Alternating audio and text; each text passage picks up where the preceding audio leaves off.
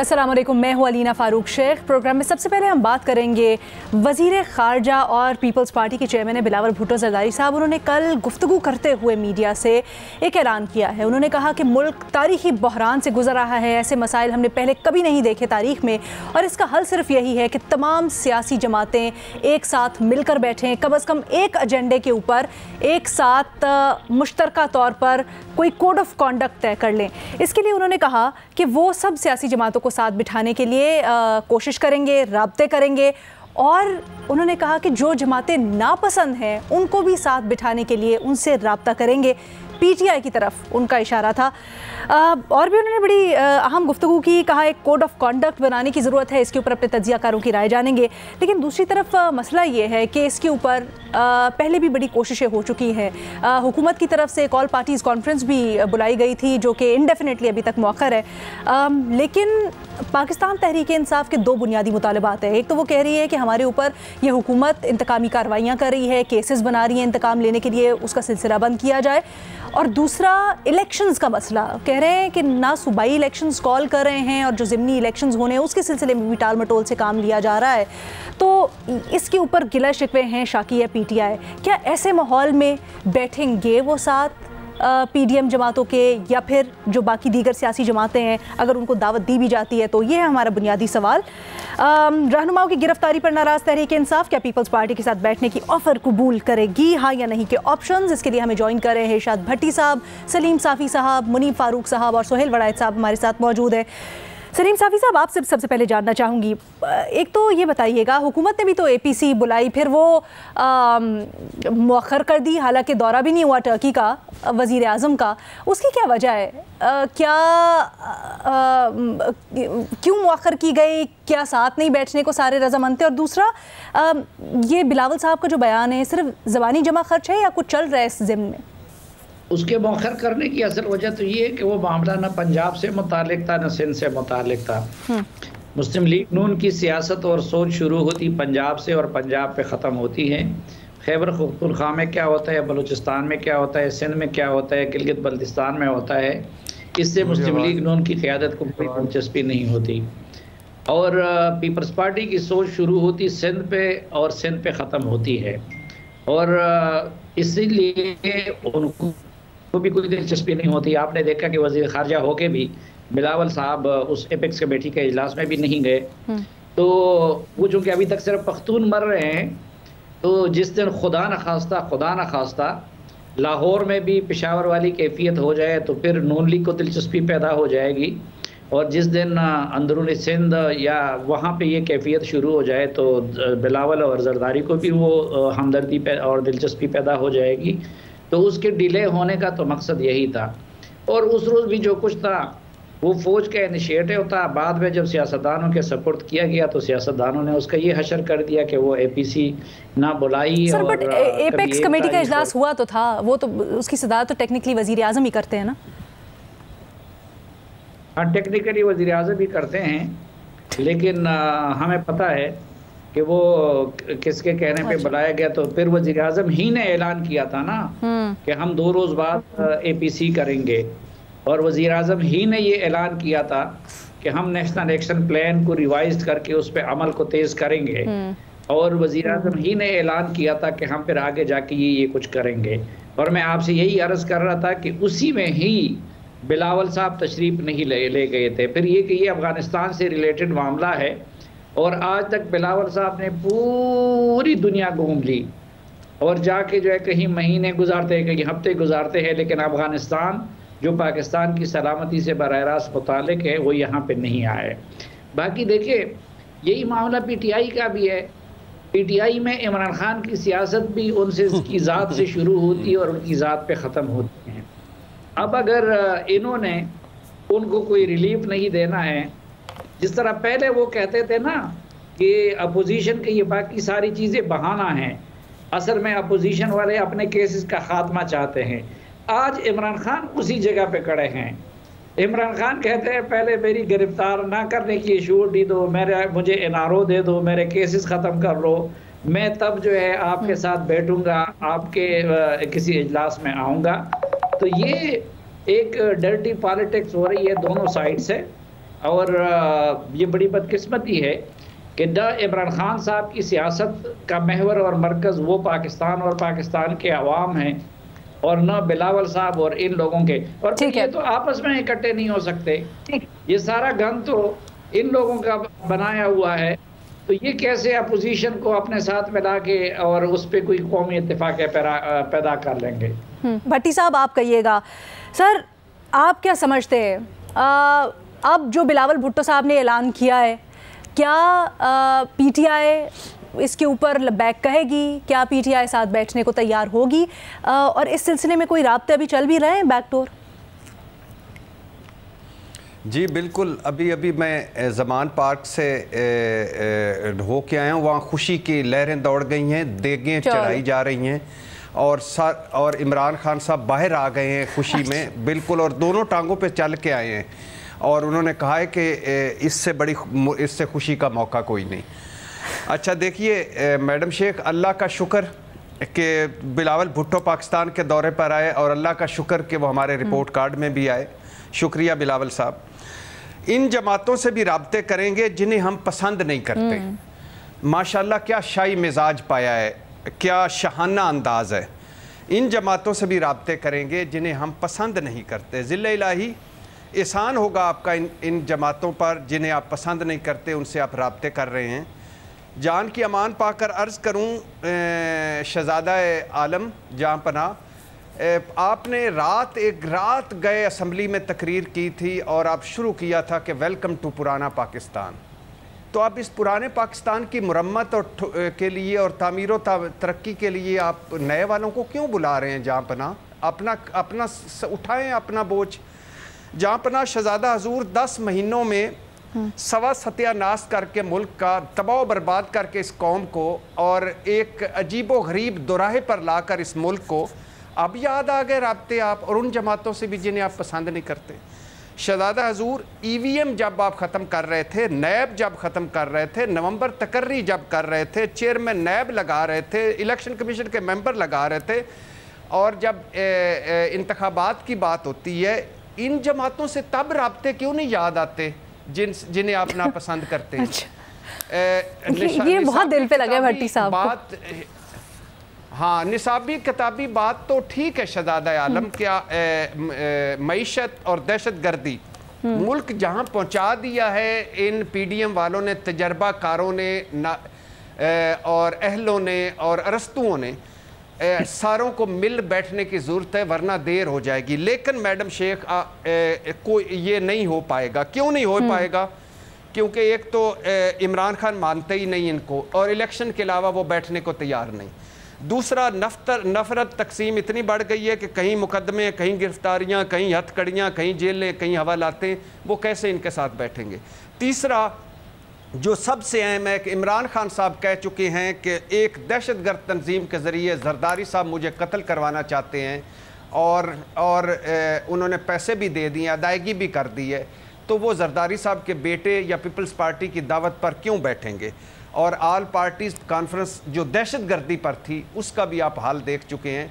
लेकिन बात फिर वही है कि मैं दोनों हाथों से सलूट करते हुए शहज़ादा आलम के सामने खुशी का इजहार करूंगा कि आप उन जमातों से भी राब्ते कर रहे हैं जिन्हें आप पसंद नहीं करते। ठीक है जी। भट्टी साहब कहते हैं ये जो लफ्ज़ इस्तेमाल किया ना कि नापसंद जमातें, ना सिर्फ भट्टी साहब को बुरा लगा है बल्कि ये लफ्ज़ इस्तेमाल नहीं होना चाहिए था। इसके ऊपर भी ज़रा बात करते हैं और हमारे बाकी जो दो तज्जियाकार हैं वो इस सारी सूरत हाल के ऊपर क्या सोचते हैं। एक ब्रेक के बाद जानिए। Chairman peoples party Bilawal Bhutto Zardari साहब कहते हैं कि वक्त की ज़रूरत है, मुल्क की ज़रूरत है कि तमाम सियासी जमातें पार्लियामेंट के अंदर और बाहर साथ चलने के लिए एक कोड ऑफ कॉन्डक्ट तय करें। मुनीब, आपसे जानना चाहूँगी आपकी इसके ऊपर क्या राय है? और जैसे भट्टी साहब ब्रेक से पहले कह रहे थे, क्या बिलावल साहब ने दावत देते हुए, ऐलान करते हुए एटलीस्ट जो अल्फाज इस्तेमाल किए पाकिस्तान तहरीक इंसाफ के लिए नापसंद जमात के, वो नहीं करने चाहिए थे, गैर मौजू थे? लेकिन सवाल फिर यहाँ पे ये भी है कि क्या खान साहब के पास या पाकिस्तान तहरीक इंसाफ के पास कोई और ऑप्शन है ना बैठने के अलावा? बहुत शुक्रिया लीना। मेरे ख्याल में पता नहीं क्यों शायद लोगों को अजीब लगे, लेकिन मुझे लगता है बड़ी मुनासिब अल्फाज थे। और अगर मुनासिब इसलिए कि अगर वो अपनी नापसंदीदगी का इजहार कर रहे हैं तो इससे ज़्यादा पोलाइट तरीका तो शायद हो नहीं सकता अपनी नापसंदीदगी का इजहार करने का कि वो जमात हमें नापसंद है। बाकी ठीक है, उसके साथ आप और जितनी मर्जी चीज़ें लगा लें, वो लगाना चाहते हैं। अगर बिलावल साहब को पाकिस्तान तहरीक इंसाफ या इमरान खान साहब नहीं पसंद तो लाइकवाइज दूसरी साइड को पीडीएम नहीं पसंद, पीपल्स पार्टी नहीं पसंद। लेकिन this is besides the point. Issue ये है कि जो ओवरऑल एनवायरनमेंट है, मुझे उसके अंदर कोई गुफ्तगू होते हुए नजर ही नहीं आ रही। देखिए, जब ये नई डिस्पेंसेशन पाकिस्तान की एस्टेब्लिशमेंट के अंदर आई थी तो बहुत से मुल्क के तज्जिया निगार जो थे उनका ख्याल ये था कि कॉन्फ्लिक्ट रेजोल्यूशन होना चाहिए और फौज को चाहिए, एस्टेब्लिशमेंट को चाहिए कि तमाम जमातों को बिठाएं, तंबीह करके बिठाएं कि बैठिए और बात कीजिए। लेकिन मेरा नहीं ख्याल कि अब ये एक्सरसाइज भी कोई इससे फ्रूटफुल होगी, ये और ये रादर एक फ्यूटाइल एक्सरसाइज होगी। इनफैक्ट होगा ये कि अगर खुदा न खास्ता ऐसा करने की कोशिश की गई तो फिर किसी कोई ना कोई साइड पिक करनी पड़ जाएगी एस्टेब्लिशमेंट को भी, जो कि मैं समझता हूं कि बहुत ही एक बड़ी अनयूजुअल सी सिचुएशन होगी, रादर मैं कहूँगा कि बड़ी अनडिजायरेबल सिचुएशन होगी।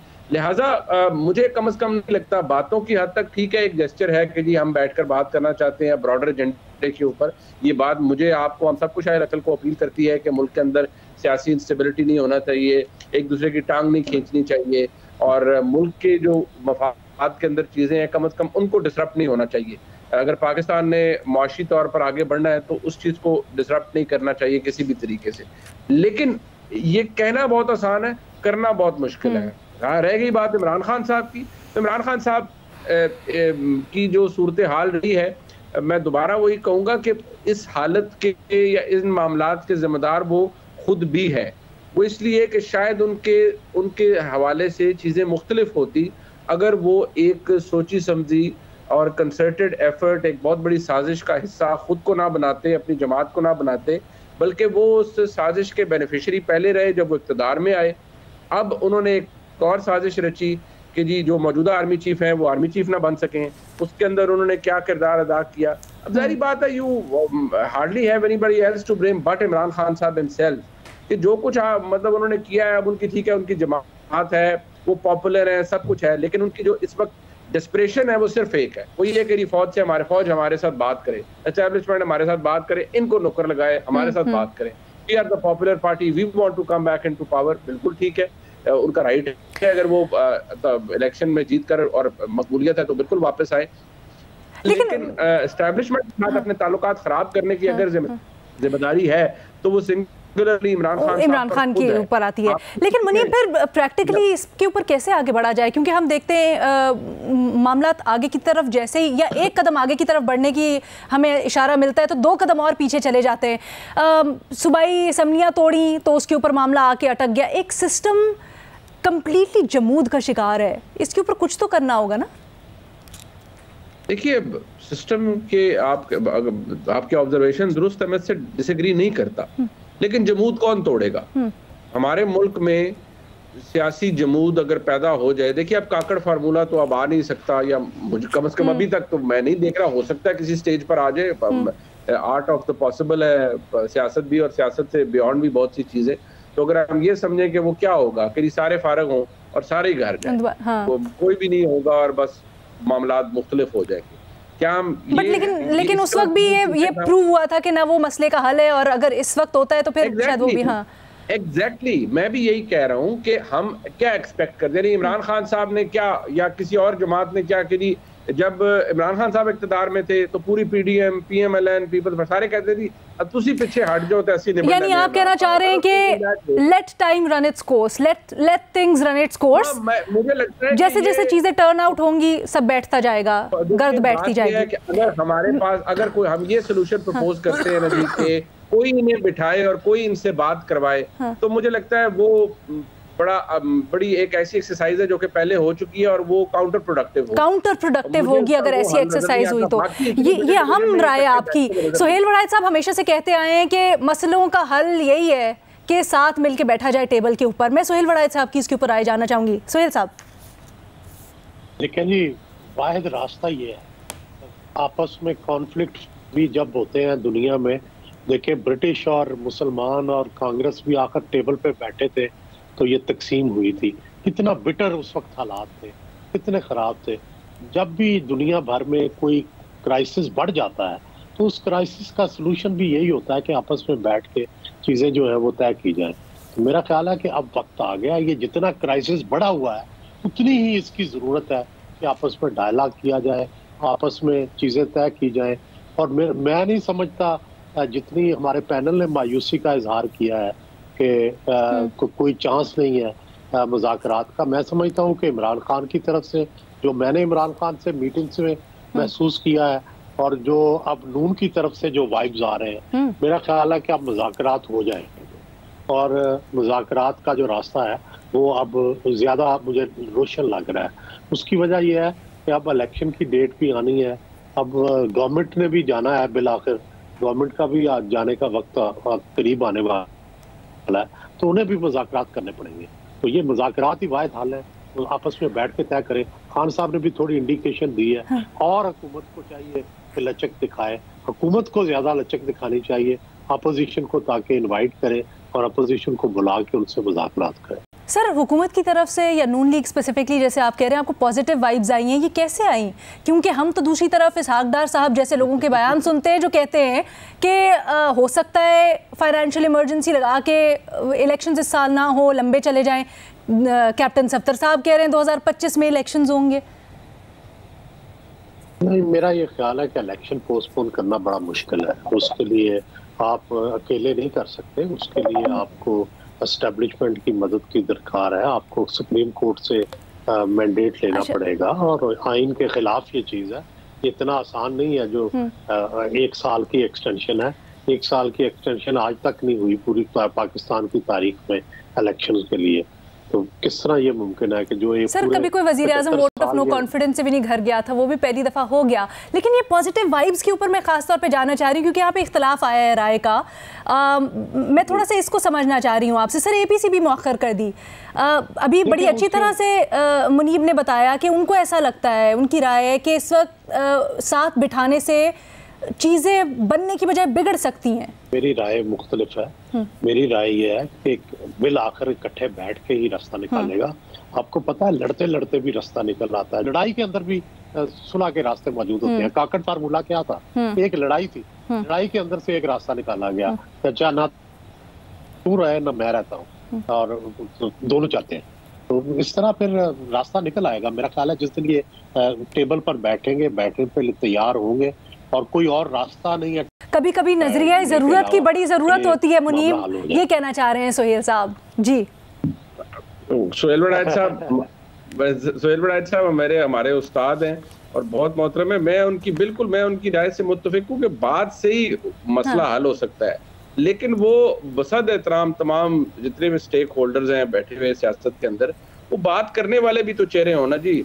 मसला ये है कि काकड़ फार्मूला के अंदर 2 लोगों ने, तो ये बड़ाइच साहब मुझसे बेहतर जानते हैं, डिसाइड नहीं किया था कि बस दोनों जाते हैं, किसी और ने करवाया था। हाँ। मेरा सवाल ये है कि क्या अब भी कोई और इनको बिठाएगा, और अगर बिठाएगा तो मेरा ऑब्जर्वेशन ये है, मैं गलत हो सकता हूँ, कि उसको फिर साइड चूज करनी पड़ जाएगी कि भाई आप साइड चूज को एक पे कर, किसी एक पर दबाव डलेगा, किसी एक को लेवरेज मिलेगी, ऐसे ही होगा। फिर ये नहीं हो, फिर न्यूट्रलिटी और सारी चीजें जो है वो धरी रह जाएगी। मेरी गुजारिश सिर्फ इतनी है। सोहेल साहब, कुछ कहना चाहेंगे आप? कौम को, मुल्क को आगे चलना है, रास्ता जो है तो बेशक लोग कंट्रोवर्शियल हो जाते हैं। काकड़ फार्मूला में भी काकड़ कंट्रोवर्शियल हुए थे, लेकिन तारीख ने बिलाकर उन्हें बड़ा आदमी साबित किया, तो ये हो जाता है। तो इसलिए वक्ती तौर पर कोई अगर कंट्रोवर्शियल हो भी जाए तो अल्टीमेटली जो है बट यहाँ पे उसको बड़ा किरदार में। ठीक है, यहाँ पे वैसे तारीख थोड़ी सी रिलेटिव, क्योंकि ठीक है कुछ लोगों की राय में वो फॉर्मूला सही भी नहीं था, आज तक उसको अच्छी नज़र से नहीं देखा जाता। इरशाद भट्टी साहब, आप कुछ ऐड करना चाह रहे थे और ये सवाल भी प्लीज़ इसके ऊपर भी कहिए। देखिए मैडम शेख, एक तो प्लीज़ मुझे नहीं उम्मीद थी कि इतना सीरियस ले लिया जाएगा बिलावल के बयान को। बिलावल का एक कंपनी की मशहूरी के लिए बयान था। अच्छा, अभी मौलाना साहब को उनको मनाना पड़ेगा, जरदारी साहब को मनाना पड़ेगा, नवाज शरीफ साहब को मनाना पड़ेगा, PDM में जाना पड़ेगा, उसके बाद वापस आना पड़ेगा, तो ये नहीं हो पाएगा। दूसरी बात कि ये आज यानी नापसंद लफ्ज़ पे जो मुनीब साहब ने कहा, सबको पता है, यानी सबको पता है कि इनका हक है उनको नापसंद कहने का, मगर जब आप दावत दे रहे होते हैं तो मुनासिब लफ्ज़ अपोजिशन हो सकता है, सियासी मुखालफीन हो सकता है, तरीके इंसाफ हो सकता है। आप कहाँ से आ गए हैं उतार के आपको नापसंद हैं तो आप उनको बुला रहे हैं। और तीसरी बात यह है कि आज यानी इमरान खान साहब इतनी खुशी से बाहर निकले कि आज वैलेंटाइन डे पे मुझे किसी ने इतना बड़ा गिफ्ट दिया और आपने आगे से इस तरह के नापसंद हैं तो ये हैं तो वो हैं।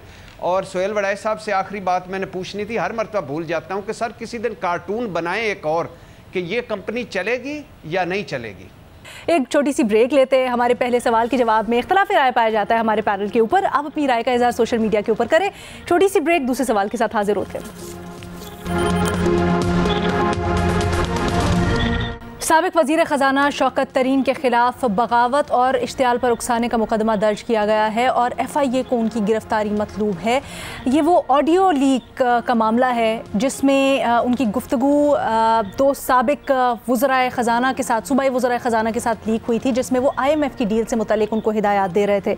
अब इस सिलसिले में जब राना सनाउल्लाह साहब से बात हुई तो उन्होंने कहा बिल्कुल जी, तहकीकात होनी चाहिए। FIA ने जो तहकीकात की हैं उसमें वो चाहते हैं गिरफ्तारी हो, तो हमने उनको इजाज़त दे दी है। सवाल हमारा अपने तज्ज़ियाकारों से ये है कि क्या महज लीक्ड ऑडियो की बुनियाद पर मुकदमा बनाकर शौकत तरीन को गिरफ्तार करना दुरुस्त है? इरशाद भट्टी साहब। बगावत का मुकदमा और फ़ौरन गिरफ्तारी और PDM हुकूमत, ये जो PDM हुकूमत है ये कल क्या रोया करती थी कि भाई हमारे ख़िलाफ़ कोई केस है तो केस चलाओ, ट्रायल चलाओ, उसके बाद कन्विक्शन हो, हमें अंदर करो। ये क्या कि हमें उठाकर जेलों में बंद कर देते और उसके बाद फ़ैसला करते हो, जैसे शेख रशीद के साथ किया गया, जैसे फवाद चौधरी के साथ किया गया, जैसे शहबाज गिल के साथ किया गया। तो इस यानी और नैब ख़त्म करने का सबसे बड़ा एक दलील क्या थी कि चेयरमैन के पास ऐसे इख्तियारात हैं कि वो उठा के अंदर फेंक देते हैं, 90 दिन का रिमांड और उसके बाद गायब। लेकिन ये तरीक़ाकार दूसरा होना चाहिए था कि ट्रायल चलाना चाहिए था, उन्हें बुलाना चाहिए था, उनको पूरा मौका देना चाहिए था, मगर उनसे पूछा ज़रूर जाना चाहिए। शौकत तरीन ने कभी सोचा है कि उन्होंने किया क्या है? वो क्या कह रहे थे दोनों सूबाई वज़राए ख़जाना को? मतलब मुल्क किन हालात में है, IMF कितना ज़रूरी है और शौकत तरीन क्या कह रहे थे? मतलब आप इसको इस तरह आसान लफ्ज़ों में कहें कि एक बड़ा डॉक्टर छोटे डॉक्टरों को कह रहा है कि जो मरीज़ ICU में आप दाखिल करना है, जिसकी जान खतरे में है, उसको दवाइयाँ नहीं देनी, उसको वेंटिलेटर नहीं लगने देना, उसको इंजेक्शन नहीं लगने देना। आपको कोई खौफ खुदा है, कोई शर्म है, कोई हया है? इस मुल्क ने आपको क्या दिया और आप उसके जवाब में क्या दे रहे हैं? आपको कुछ आपको तरस नहीं आया? आप किस मुंह से ये बातें कर रहे थे और किस मुंह से इतना घनौना एजेंडा, इतना गुनाह कर रहे थे आप इस मुल्क के साथ, इस धरती के साथ, इस ज़मीन के साथ? यकीन करें, खुदा की कसम, अगर ये मुहज़्ज़म मुआशरे में होते तो कोई ऐसा करने का सोच ना सकता। अगर कोई करता तो उम्र भर के लिए उसका समाजी बाइकाट होता, वो सियासत से आउट हो जाता। ठीक है। ये धड़ल्ले से आते हैं और आज भी टीवी पे बैठ के बातें करते हैं। इनको बुलाना चाहिए, इनको अकाउंटेबल करना चाहिए, लेकिन दिल नहीं कर रहा ये कहने को कि इनको गिरफ्तार ना करें। नहीं मैडम शेख, एक दो जुमले, दिल नहीं कर रहा, मेरा दिल कर रहा है कि इनको गिरफ्तार पहले करें बाद में कुछ करें, लेकिन फिर वही बात आ जाती है तरीक़ाकार की जो इन्होंने किया है। और फिर ऊपर से धड़ल्ले से कहते हैं कि हाँ मेरी कॉल थी, हाँ मेरी व्हाट्सएप कॉल थी, हाँ मेरा ये था, और हंस रहे हैं बेशर्मी से। खुदा के लिए ये कैसे लोग हैं? ये इनके हवाले हमने खजाना किया हुआ, तो फिर छोटे लोग। मुझे बताएं सर, वैसे टू बी वेरी ऑनेस्ट, वो कहते हैं ना कि ठीक है अगर कोई इस तरह से इस लेवल पे आ गया है जैसे आपने अभी बताया, तो फिर उसके साथ वैसा ही होना चाहिए। हालांकि कहते हुए अच्छा नहीं लग रहा, ऐसा ही नहीं होना चाहिए फिर। हाँ सही कह रही, सही कह, बिल्कुल सही कह रही, लेकिन मैं फिर कह रहा हूँ, फिर वो एक आ जाती है कि ये जब रवायत चलेगी तो फिर कई इसमें आएंगे, लिहाजा पहले ना चाहते हुए पहले इनका ट्रायल किया जाना चाहिए था, इनको सारे स्टेप से गुजारना चाहिए था, मगर देर कर दी। मुनीब भट्टी साहब कह रहे हैं कि जो उन्होंने किया, जो सारी ऑडियो लीक में सामने आया, वो हालांकि बहुत बड़ा गुनाह, लेकिन तरीकाकार दुरुस्त नहीं है। देखिए, ये बगावत का जो मुकदमा है, मतलब आप फौरी तौर पर 124 से अगर किसी पर लगा दें, अब देखिए एक बात है कि आप उसकी कानूनी फैसला साइड को देखें तो मुझे लगता है कि ये बड़ा ही एक फरसूदा सा निज़ाम है कि राह चलते आप हर बंदा जो भी थोड़ा सा अगेंस्ट द टाइड हो चलें, एक वो फैक्टर है। लेकिन चलें, जो शौकत तरीन साहब ने किया, मैं ओके वो बुजुर्ग भी हैं, मैं ये कहूँगा कि वो बड़ी बेरहम सा वो कॉन्वर्सेशन थी, but then again it was a private conversation, it got leaked, वो लीक हो गई, लेकिन उसका इम्पैक्ट पाकिस्तान की नेशनल पॉलिटिक्स पे, पाकिस्तान की जो मुआशी हालात है उन पे पड़ना था, वो लीक हो गई। अब उसका इम्पैक्ट क्या हुआ? उसका इम्पैक्ट ये हुआ कि वो उस चीज ने बड़ा उसका बुरा इम्पैक्ट आया शौकत तरीन साहब के बारे में, तहरीक इंसाफ के बारे में, और ये भी कि आप अपनी सियासत के अंदर इस हद तक चले जाएंगे आगे कि मुल्क का मफाद, मुल्क की हालात वो शायद मैटर नहीं करते, आपकी सियासत को तकबीयत मिलनी चाहिए मैटर करती है। ये तो एक वो साइड है। लेकिन फौरी तौर पर ये जो अंदराज मुकदमा है और वो भी बगावत का, इससे मुझे ज़ाती तौर पर इख्तलाफ है। मैं समझता हूँ ये कोई बड़ा अच्छा तरीका नहीं है काम या मामलात को हैंडल करने का। हाँ ठीक है, आप चीज़ों को शायद बेहतर तरीके से हैंडल कर सकते हैं, क्वेश्चनिंग के लिए बुला सकते हैं, कोई माफ़ीनामा उनसे तलब किया जा सकता था, लेकिन वो एक फैक्टर है। लेकिन अगर हम बिल्कुल स्ट्रिक्टली कानून के हवाले से देखा जाए तो है तो वो एक एक्ट ऑफ सैबोटाज था, और वो सैबोटाज ठीक ठाक किस्म का था। वो ये भी नहीं था कि दो लोग आपस में बात कर रहे हैं जिसका किसी चीज़ पर असर नहीं होगा। वो हाजिर मौजूद काबीना के, दो सूबाई काबीना के मेंबरान जो है उनसे गुफ्तगू थी, एक के साथ तो इस हद तक कि वो कह रहे हैं कि इससे मुल्क के ऊपर तो नुकसान नहीं होगा, तो शौकत तरीन साहब कह रहे हैं नहीं ये देखो हमारे लीडर के साथ क्या कर रहे हैं। तो मैं इस हवाले से कहूँगा कि वो जुमरे में तो समहाउ उसे खींच खांच के हम कानूनी तौर पर ला सकते हैं, लेकिन क्योंकि वो बुजुर्ग हैं तो जरा उनके साथ थोड़ी रायत बरती जा सकती थी। सर लेकिन इन ऑल ऑनेस्टी क्या ये फेयर है? देखें, क्या ये फेयर है? कहीं ना कहीं क्या हमें लाइन नहीं ड्रॉ करनी होगी? देखिए, लाइन तो अलीना फिर सिर्फ एक ड्रॉ करने वाली नहीं है, बहुत सी लाइनें हैं जो हमें ड्रॉ करने की जरूरत है। वो आपकी बात दुरुस्त है, लेकिन मसला ये है कि जब तक हम अपने पेटी सियासी मफादात के लिए मुल्क के जो बड़ी सेंसिटिव मामलात हैं उनको दाव पर लगाते रहेंगे और सियासी एक्सपीडियंस का मुजाहरा करते रहेंगे, और कतई नज़र इस बात के कि मुल्क को उसका क्या नुकसान पहुंचेगा, तो फिर ये काम होगा। उसकी बदतरीन मिसाल हमारे मुल्क में मौजूद थी 2022 में। इमरान खान साहब की हुकूमत ने एक मुआहदा किया IMF के साथ। मैं ये ब्लेम नहीं कर रहा कि मुआहदा क्यों किया, करना ही था, एक एलिंग इकॉनमी है हमारे मुल्क की, लेकिन आपको पता है आपकी हुकूमत जा रही है, लेकिन आप जाते हुए अनफंडेड जो सब्सिडीज है वो देके जा रहे हैं पेट्रोल प्राइस के ऊपर, आप वायलेट करके जा रहे हैं एग्रीमेंट को। इससे बड़ा कोई सैबोटाज है मुल्क की मईशत के साथ? फिर शौकत तरीन साहब की ये गुफ्तगू, मतलब ये किस हद तक डैमेजिंग बात है, आप इसका अंदाजा लगाइए। फिर जो आप करें तो फिर उसका खमियाजा तो भुगतना पड़ता है। सर मैं यही जानना चाह रही हूँ सलीम साफ़ी साहब, जब जैसे मुनीब ने कहा कि ये जो जिस तरह की उसका कॉन्टेक्स्ट था बात का पूरी की पूरी, तो उसके ऊपर आप ये ना कहें कि मुल्की मफाद को नुकसान पहुँचाने के लिए सारा का सारा मामला हो रहा था, तो फिर क्या कहें इसको? देखिए, मैं वो जो पहले सवाल में भी एक हिस्सा रह गया था उसको और इस सवाल को जोड़ के जवाब देना चाहूँगा कि देखें, एक ही कुव्वत है कि जो सियासतदानों को भी इकट्ठा कर सकती है और जो लाइन भी ड्रॉ कर सकती है। अभी आप देखें ना कि माजी में हमने देखा था कि इलेक्शन से पहले पीपल्स पार्टी, बाप पार्टी और इमरान खान को ये मुनीब फारूक साहब के गांव के एक चकवारी थे, उन्होंने इकट्ठा किया था कि नहीं किया था? फिर उनके कहने पे मुनीब साहब के पादे अच्छा, अपने PDM से उनके कहने पे जरदारी साहब और ये लोग निकले थे कि नहीं थे। फिर आपने देखा कि अली वज़ीर के मामले पे, क्योंकि उनको उन लोगों ने अंदर किया था, तो अली वज़ीर के मामले पे इमरान खान, आसिफ अली जरदारी, मियाँ शहबाज शरीफ, मौलाना फजलुर्रहमान, ये सब एक पेज पे नहीं थे।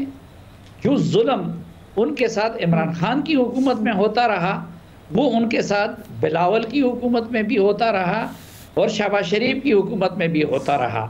अच्छा, इधर तो बहुत ज़्यादा लोगों को तकलीफ हो जाती है कि बगावत बगावत बगावत।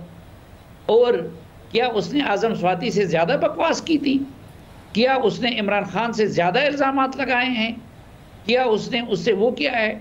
अली वज़ीर के बारे में तो किसी ने ये नहीं कहा कि जी न उन पे टॉक शोज हुए, ना अदलिया हरकत में आई कि जी ये बगावत को आप लोगों ने मजाक बनाया हुआ है। क्यों? क्योंकि उधर जो है उस जगह से उनको गिरफ्तार किया गया था। और आज 2-2.5 साल बाद जो है वो, अच्छा शायद ये वजह है कि वो रोने धोने वाले नहीं है, उन्होंने मर्दों की तरह जेल गुजारी। क्या उनकी माँ जो है वो नहीं है? इनके घरों से तो अभी जनाजे नहीं उठे हैं। आप बिल्कुल दुरुस्त फरमा रहे हैं। I think to put it shortly, पर जलते हैं। Let's face the facts. एक आखिरी ये जो है ना, रोजाना ज़मान पार्क में ये नाच गाने की बजाय इनको चाहिए कि ये दुआ किया करे रोजाना ख़त्म कुरान करके, एक शहबाज शरीफ, एक बिलावल, एक मौलाना फजलुर रहमान और एक जस्टिस अतहर मिनल्लाह को, क्योंकि पीका ऑर्डिनेंस में जो तरमीम इन्होंने की थी, अगर अतहर मिनल्लाह उसको ना उड़ाते तो आज बगैर किसी वारंट के, बगैर किसी उसके, शौकत तरीन हो, फवाद चौधरी हो, बाकी कोई हो, उस कानून के रूह से वो 6 महीने अंदर पड़े रहते, न बगावत के मुकदमों की ज़रूरत पड़ती, न उसकी ज़मानत होती। और दूसरा, अगर नए कवानीन में वो तरमीम करके PTI पे एहसान ना करते तो शायद खाकान की तरह, फवाद हसन फवाद की तरह इन बगावत के मुकदमों की, इन ड्रामों की जरूरत ना पड़ती। हालात और बुरे होते। सर मुझे थोड़ा सा ये बता दीजिएगा मुख्तसरन कि क्या शौकत तरीन उनको दुआ करें, ठीक है, दुआ करें कि इस वो नैब नहीं है, नैब का वो कानून या पीका का वो ऑर्डिनेंस नहीं है, इसलिए इन हुकूमत को इन चीज़ों का सहारा लेना पड़ता है। ठीक है सर, ठीक है आप ये कह रहे हैं, बट दूसरी तरफ आपने ये भी कहा कि इस तरह जो इनकी टेप में मवाद था वो बहुत ही ज़्यादा क्वेश्चनेबल, पर क्या आपको लगता है नहीं होना चाहिए? फिर क्या कार्रवाई हो इसके ऊपर, या हो ही ना? नहीं, कार्रवाई तो होनी चाहिए, लेकिन फिर क्या कार्रवाई हो? हमारी मुसीबत ये है कि हमारी अदलिया ने भी एक नया कानून बनाया है कि जी, एक उसूल बना दिया है कि जी पॉपुलर लीडर के साथ कुछ और सलूक किया जाएगा और अली वजीर के साथ कुछ और सलूक किया जाएगा। अब मसलन इसी FIA में कार्रवाई होनी चाहिए, लेकिन क्या हो अभी आपने वो डिसाइड नहीं किया, राइट? सोहेल वड़ायत साहब को शामिल गुफ्तगू करते हैं। सोहेल साहब, पहले कार्रवाई हो, फैसला हो, फिर सजा हो। ठीक है सर। सोहेल साहब जी, मेरा ख्याल है कि कार्रवाई होनी चाहिए, लेकिन बगावत का मुकदमा जो है वो ज्यादती है, ना इस हद तक जाना चाहिए।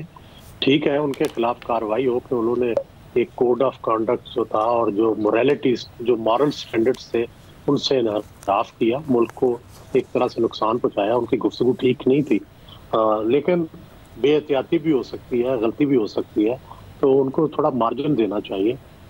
शौकत तरीन साहब ने बहुत नेशनल फाइनेंस NFC अवार्ड दिया था, उनकी बड़ी खिदमात है, तो मेरा ख्याल है कि सिर्फ एक लफ्ज़िश पर उनको इतनी सख्त सज़ा कि उनको बागी करार दे दिया जाए, उनको बगावत का मुल्ज़म करार दे दिया जाए और उनको पहले गिरफ्तार कर लिया जाए, फिर ट्रायल किया जाए, मेरा ख्याल है ये नामुनासिब है। ठीक है मुनीब, बिल्कुल मुख्तसरन हमें ये बताइएगा, है तो मुल्क को नुकसान पहुंचाने की ये सारी कंस्पिरेसी ना, तो फिर क्या इसकी जगह, बगावत की जगह, इश्तियाल दिलाने की जगह हो सकती थी दफात? ये क्या कार्रवाई हो सकती थी? देखिए, मसला ये है कि जब आप ऐसा कोई काम करते हैं, मैंने जैसे लफ्ज़ इस्तेमाल किया है तो वो सैबोटाज, तो ये मैंने अर्ज किया कि वो जुमरे के अंदर तो किसी ना किसी लिहाज से आ ही सकता है कि आप उकसा रहे हैं एक मुल्क की जो कैफियत है, मुल्क के जो हालात हैं वो सबके सामने आप उसके खिलाफ कर रहे हैं।